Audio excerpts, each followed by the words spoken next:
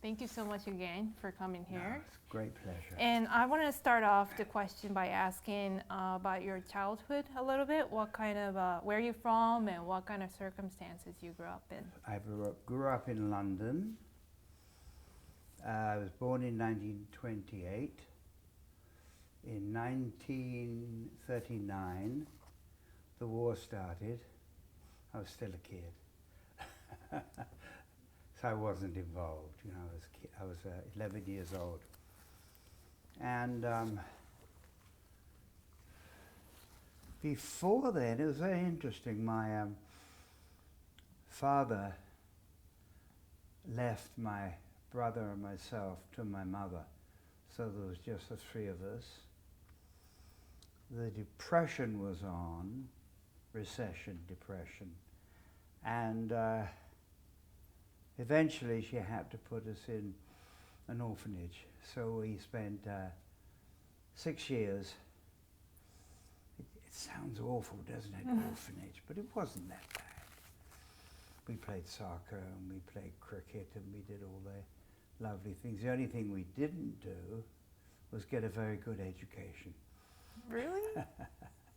We didn't have a very good education, no. Well, I was working at 14 and a half. In fact, I was working at 14, but I started hairdressing at 14 and a half. And I've been doing it for, including this interview, 70 years. 70 years. Well, I'm 84 now. So it's 70 years, yes. How do you think your mother influenced you on becoming a hairdresser? Oh, she insisted. Really? Oh, she said she'd had a dream, and you didn't argue with my mother's dreams, you know. That's the way she was, a very strong lady. What do you think is that? Why do you think she pushed you to become a hairdresser? I just don't know. A premonition, she called it. Premonition. A premonition that I should be a hairdresser.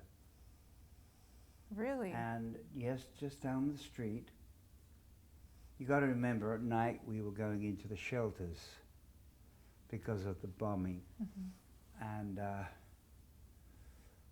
during the day I worked at 101 Whitechapel Road. That was right in the heart of the East End of London. And I was there for about 2.5 years. And had my training there, or wow. The beginning of my training. I'm still learning. You are? Do you think? I'm different. But do you remember the day you actually completed the 5-point cut and how it felt? Oh yes. 1954, I was in my own first salon. It was just 700 feet, about the size of this room. And I had a staff meeting, which was only 4 of us at the time. Really? Well, we just started, you know, and I wasn't taking staff. I wanted to train people my way. I wasn't just taking hairdressers and saying, bring a clientele. It may sound presumptuous that I should even think this way, but that's the way I thought, I felt and thought. It was a wonderful, people used to come in and say they wanted certain looks. No. We don't do that here. We don't do that here. I'm looking at your bone structure and I can see something that will bring out the glint in your eye. You'll feel good about yourself. And mostly we got away with it. Mostly people say, well, I'm here, okay. Or, as one client said to me, I'm leaving. I'm not having anything done here. I said, fine, we'll get you a taxi. And we were very strong in the sense of what we wanted to accomplish. And therefore, we wouldn't do any of the old work. Now, it took 10 years, really, 9 to 10 years, before the 5-point cut came. You know, we went through bobs, we went through one-sided geometrics, and all kinds of looks. But it was 9-10 years before the Grace Coddington wore the. I'm glad I chose her. Well, she's so, she's so well known today. Right. And there she is with the 5-point cut. Not today. But, I remember. It was an absolute love for what I was doing. See, hairdressing wasn't really, from the point of view of most people, wasn't an art form. We wanted to change that opinion, and things naturally came. I mean, when we had to do the Greek goddess, which was the cut like Mia Farrow, but then softly permed, when we had to do that, we booked 2 days at a hotel, so they couldn't escape. There was a salon in the hotel. They couldn't escape. And we worked the whole weekend. If they needed a few hours rest, well, we had a couple of rooms. But from Friday night till Monday morning, we had our own photographer there the whole time, and suddenly we got it. Now, sometimes the most simple things are the hardest to, the less is more theory. It was that kind of thing, eliminating the superfluous, the things that didn't matter, and getting down to great cuts to bone structure. That's what it was all about. And a neck, we just take necks into account. Women have beautiful necks. I can't understand why they hide them all the time. Why was it so important for you to leave your legacy to the next generation? And what was the most hard part of, creating the academy to teach the next generation? I think it was imperative.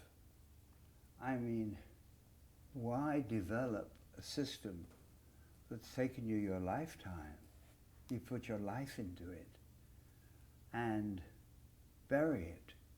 Oh no, we're not going to have academies, we're not going to have schools, we're not going to teach our methods. No. The whole essence was to change hairdressing because it's pretty old-fashioned. And I don't think you should talk to me about that. You should talk to other hairdressers. They'll tell you what they feel about the changes in hairdressing, or most of them will. And can I just say I was having fun?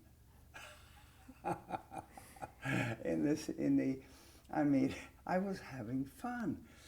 Japanese students were coming in their hundreds to the academies, one in London or here. And now in Shanghai we have 2 academies.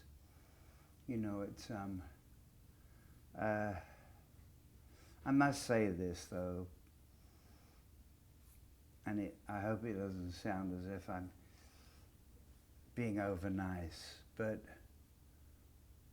Tokyo for me is probably the most innovative city there is. When you think of all the things, you think of the art, you think of the fashion, the sculpting, the architecture. When you think of all the things overall, it's very hard to beat the Japanese, very hard. And you don't want to beat them. You want to work with as many people as you can and develop the systems. But I was very fortunate. The Japanese and others, many others, wanted something new, knew they had to come to our academies to get it. And they stayed, many of them stayed a year. Really, it was very, and for us it was important because we hadn't wasted the 10 years from 54 to 64. We utilized them so that other people care to use them as well. Hello, all my friends in Japan. I'm Vidal Sassoon. A documentary about my life will soon be released in Japan. I hope you go see it in the theaters. It might inspire you.